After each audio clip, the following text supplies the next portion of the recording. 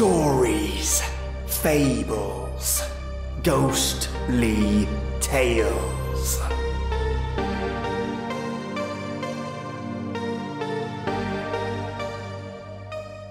Welcome, listeners. We're halfway through the week already. I have my premium black tea blend, for which I have no idea what it's comprised of other than a hefty serving of yum. And I'm here today to battle your boredom demons. Let me be your front line. I have 2 listener stories for you today by Augie Peterson. Our first story is Her Name is Luna. A man falls in love with his new pet, but not is all as it seems. And our second story is Incurable. Jenny has an incurable disease and has accepted her fate. What happens when a miracle cure comes along? I love it when my listeners include their own taglines to their stories. Just brilliant. And this particular listener has their own website that I'll include in the show notes.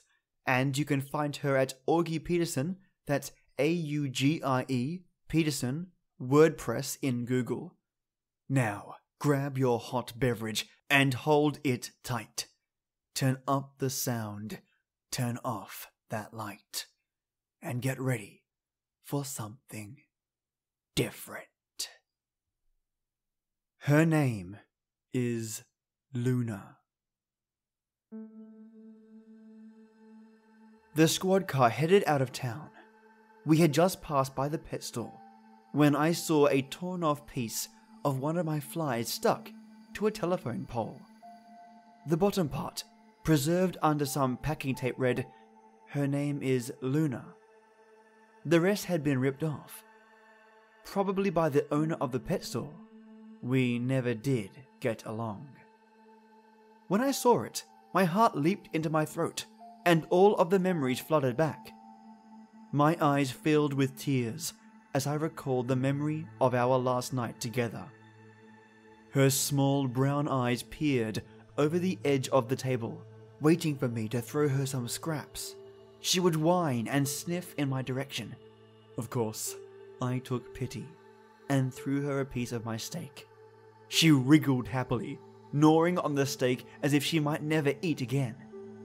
Later that night, we cuddled together on the couch. I stroked her soft short hair, and her small frame curled up next to me as I watched the evening news. It was peaceful. She was starting to get used to me after being so hesitant. Until now, I should have known better. My life had no purpose until Luna arrived. I'd had pets before, but none seemed to understand me the way Luna did. The night I brought her home, it had been pouring down rain. She was shivering, sheltered under a bus stop, alone and filthy. When I approached, she seemed hesitant. I took my time introducing myself, extending a friendly hand and assuring her she was safe with me. I shielded her under my coat from the rain as I opened the passenger door of my truck and helped her jump inside. Once we were in the safety of my car, I told her she could stay at my house until we can get in touch with her owners. There was no collar around her neck, but she seemed domesticated enough to have had a family. Luna was shy. She often hid from me around the house and cowered when I tried to pet her. I decided not to look for her family, even though I had promised to do so. She was so beautiful. I couldn't let her go. Unfortunately, when she found out, she was furious. She tried to escape multiple times. I simply had no choice. The chains were necessary. It broke my heart to bruise her pale complexion repeatedly. I had no choice. She didn't understand yet that this was where she belonged. I purchased several collars to try out from the pet store. The best fit was a studded leather collar with a large buckle that could be hooked up to the chains I had on my walls. Luna was less than pleased to find out she would have to be tied up indoors, but she quickly learned that it was what was best for her. Eventually, she stopped pulling on her lead and sat still, until I was ready to move to another room. I made sure to keep her healthy and fed her dog food twice a day, always leaving out a bowl of water in case she was thirsty. I let her outside to do her business and play with me as well. She was thankful to be free of her chains, even for a few moments. We played with a frisbee and chased each other around my fenced-in backyard. Then came the fateful night she escaped. We were sitting on the couch, calm and peaceful, since she was now allowing me to pet her. I didn't have her tethered to the chain in the living room. Occasionally, she cooed in comfort, nestling her head into my lap. The last 2 months had finally come to a point, and I could tell she was starting to feel loved. That night, I decided to go to bed early. It was a chilly night, and the sun was setting early, so I decided to let Luna out one more time before going to bed. I made the mistake of trusting her to handle herself in the backyard. As I held the sliding glass door open, shielding myself with a blanket from the cold, she did her business in the yard. Rather than clean it up as she was instructed to do, she ran off through a hole that had been dug under the fence. She ran down the street, naked like she always was, screaming for help and pounding on neighbors' doors. I got into my truck and drove around the entire city before giving up my search. I cried the entire way home. An ugly, pathetic cry that showed just how much I cared for her. I wish she had been there to see it. Then she might not have left. Throughout the rest of that night, I made my flyers on a program on my computer. The only picture I had of her was one taken off guard. She was on all fours, as she was always required to be. Her gentle curves and pale skin flew off the paper, as if she were an angel. Her short, spiky blonde hair fell over one eye. The other was a dark brown, and was staring straight into the camera. Her thin lips were pursed in a defiant expression that matched the downward arc her eyebrows carried.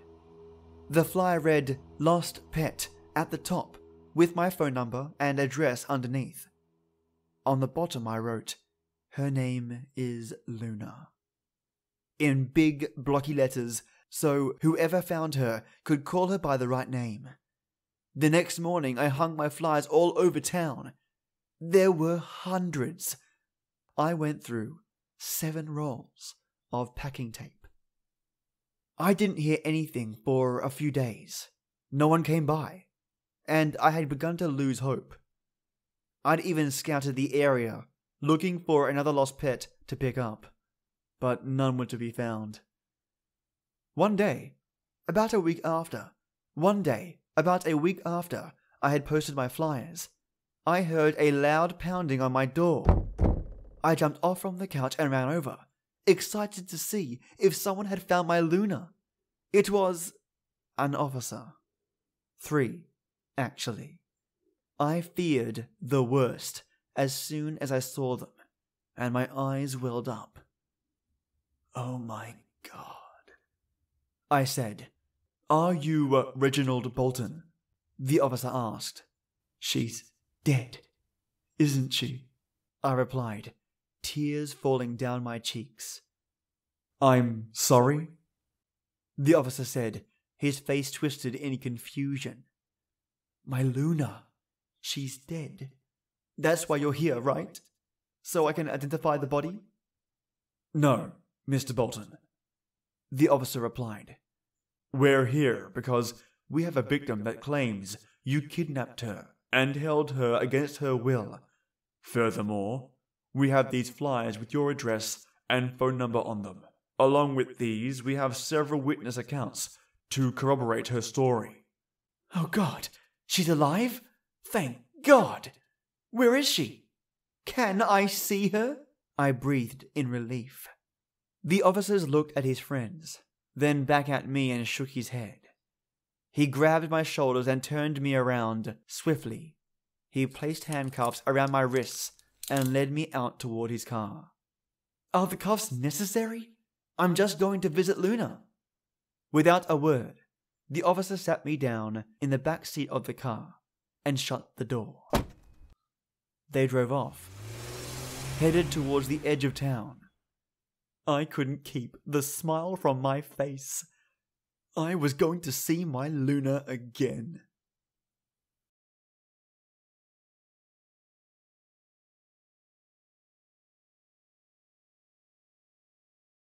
Incurable. Please note, this story covers concepts of euthanasia, self-harm, and the concept of what suicide is regarding the terminally ill, and addresses serious concepts regarding suicide. I do not recommend this story for anyone who has depression or has dealt closely with suicide. The Australian suicide hotline is Lifeline Australia 13 11 14, and the US suicide hotline is National Suicide Prevention Lifeline 1-800-273-8255. Please never hesitate to seek help if you need it. Thank you. Today is not a good day. I sometimes have those, but they're becoming more infrequent as the months pass. Sometimes they're all I have left to hope for. Then again, hope is for losers, so I was just twiddling my thumbs in this hospital bed, waiting to croak. I just wish they could turn the sound down on the machines I'm hooked up to. The last thing I need is to be reminded my body wants to keep going. I shouldn't think like that though. My mother often worries when she sees me looking off into the distance in deep thought. It's almost always about how I'll die. She reminds me that thinking about my end will only make it come faster. At this point, that might not be so bad. I've been past the point of living each day to the fullest for the last year. I've been here for 3 years, battling an illness with no name. All they know is that it's chronic. My muscles are always sore, whether I move them or not. My hair is falling out, and I can't gain weight, no matter how hard I try. My face is sometimes swollen beyond recognition, and goes into fits of pins and needles or numbness. Amid that, there are random aches and pains that make my life miserable. Since my diagnosis, it's been a long process for me to accept the fact that this illness has no cure. Now that I have, I spend a lot of time thinking of ways for it to happen. Maybe I'll have a seizure. Could be that this thing will suddenly crush my lungs or drown me the next time I drink some water. The only thing I've never contemplated is ways to do it myself. Nature is way more creative, and I love surprises. My family has already had someone write up a will, signed the DNR, and paid for my funeral. It's all just a waiting game from now on. It's now that wonderful time of day where the nurse who changes my colostomy bag comes in and tries to make small talk. I can hear her shrill laughter down the hallway approaching, and my stomach turns. She speed walks into the room, bending her arms at the elbows and swaying them as she approaches my bed. She shoots me a toothy smile that wrinkles her eyes and asks me how I'm doing. "Fine, I guess," I reply curtly. "Well, isn't that great news?" she exclaims. Somehow she seems even more cheerful than normal. My mother jolts awake at the pitch of the nurse's voice. Sitting in the recliner to my right, her greying hair and bloodshot eyes make her look like more of a patient than I do. "Good morning," she mumbles, smoothing out her hair and pulling on her shirt to release 3-day-old wrinkles. "Good morning, Mrs. Frank. I hope you slept well," the nurse says, smiling face intact. "Now, Jenny," the nurse begins, reaching for the bag under my shirt. "I've heard some really exciting news buzzing around the hospital lately." "You don't say," I reply, wincing as she removes the giant adhesive bandage from my side. "It seems there's a new treatment trial to alleviate some of the symptoms you have. Dr. Greyman says you're a perfect candidate." My mother and I look at each other, her with a giant smile and me with a look of terror. Hearing the words treatment trial was basically her bat signal. She started crying, and without saying anything pleaded with me to consider it. "What does this trial entail?" I asked. I've been through chemo and radiation therapy with only minimal results. I wasn't about to do either of those again. It's a surgery. They place a chip in your brain, so it hardwires it back to the way it was when it was healthy. It helps the rest of your body function properly and gives it time to heal in the process. She was practically jumping out of her skin. Granted, this was expected after being in this stupid hospital for so long. It wouldn't surprise me if she was this chipper because she had money on finding a cure. That sounds too good to be true, I mused. Well, what do you have to lose? My mother interjected. You're so ready to die. What if this seals the deal? It can't hurt to try, right? I knew she was being manipulative, but she had a point. I only slightly nodded and sent the nurse into a frenzy of jumping and clapping, forsaking the task at hand. All right, Jenny, I'll need you to count backwards from 10 for me. A tall male nurse was hovering over me, my face covered with a mask. They'd shaved my head and prepped me for surgery. The room smelled sterile and metallic. It was the culmination of weeks of testing to make sure I was a good fit for the chip. It really helped that I kept answering every question with, I'm ready to die, so why not? The room blurred out, and as I reached number 4, my eyes closed on their own, sending me into a deep sleep. The next thing I remember was waking up in a hospital bed. About 5 people were crowded around me. Dr. Greyman, my mum and dad, younger sister, and the chipper nurse. They were all leaning in and staring at me expectantly. I noticed, to the left, a group of people in lab coats, furiously scribbling things down onto clipboards. I tried to speak, but as I opened my mouth, Dr. Greyman reached towards me and motioned for me to stop. His voice was muffled. I must have looked confused, because he smiled and patted my shoulder. I couldn't feel the top of my head, and the wires I had attached to me made moving very difficult. I'd even tried to reach for a glass of water at one point, and nearly pulled out one of the 3 IVs. As the day progressed, my hearing got better, but it was still strange to see lips moving with no sound. I also noticed that as the day went on, the constant pain I felt in my lower back and aches in my muscles were gone. This made me nervous. I didn't think this was going to work. Hell, I didn't think I would wake up at all. A whiteboard and marker appeared to my left in the hands of the male nurse from before. On it was written, "How do you feel?" in black marker. I wrote, "Fine. Can't really hear. Muscles aren't sore." When my mother read it, she burst into tears and clutched onto my father for dear life. I guess that was a good thing. Uh-oh. Dr. Greyman wrote something down for a while and handed it back to me. It said, "Hearing loss is normal and should be temporary. The fact that your muscles aren't sore is a great thing. It means the chip is working." I wanted to cry. Not because I was happy, but because I didn't want the chip to be working.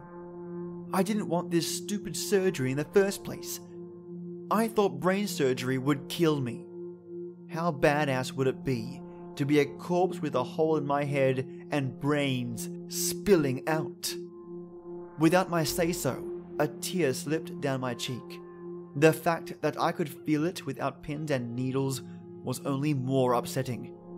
My parents both reached for my hand when they saw me crying and squeezed it tightly. I'd never seen them so relieved. It's been 3 weeks, and already I feel like my old self.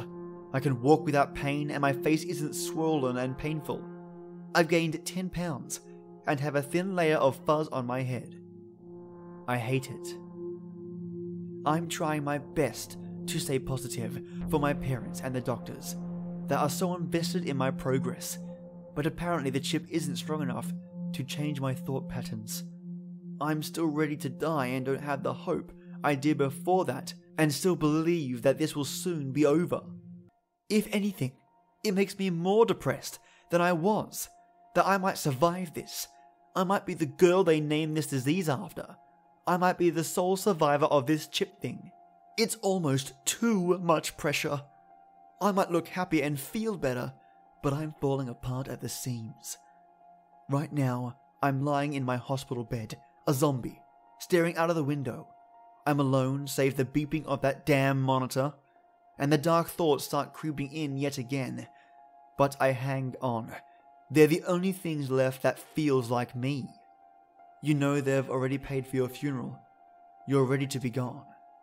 Why not take care of it now? The doctors got what they wanted. They know the chip works. Let them try it on someone else once you're gone. It's like a subtle whisper through my mind, wrapping me in warmth and comfort. I consider it for the first time, ending it myself. This illness won't take you now. You'll have to do it on your own. A nurse entering the room with a tray of food breaks my train of thought, but before the voice disappears, I've already made up my mind. I'm alone yet again, my mother at work and the nurses on their lunch break. It's been a few days since I've made up my mind, and I know how I'm going to do it. It will be quick and painless, or so I hope. I saw this on a TV show once and it didn't look too bad. I grabbed an empty syringe from a nurse cart when I went for my walk earlier today. It was now clutched in my clammy yet steady hand. I took some deep breaths. I'm not going to lie, I was scared, but more anxious to get it over with than anything else. The syringe was thick, with an end that screwed onto an IV port. I pulled the plunger all the way back and screwed the top to the piss yellow IV port in my left forearm. I took one last deep breath and quickly pushed air into the IV tube. I watched it go through the tube and into my arm. Almost immediately I seized, and I felt like my lungs had exploded. My body was jerking around and the monitors were going nuts. A frantic new intern ran into my room and screamed before she smacked the code blue button above my bed. The lights faded as I was surrounded by people, just standing there. The nurse didn't know I was DNR, but hit the button anyway. As the seizures calmed down, I took my last, gasping breath and serenely closed my eyes for the last time. A smile parting my thin lips for the first time in years.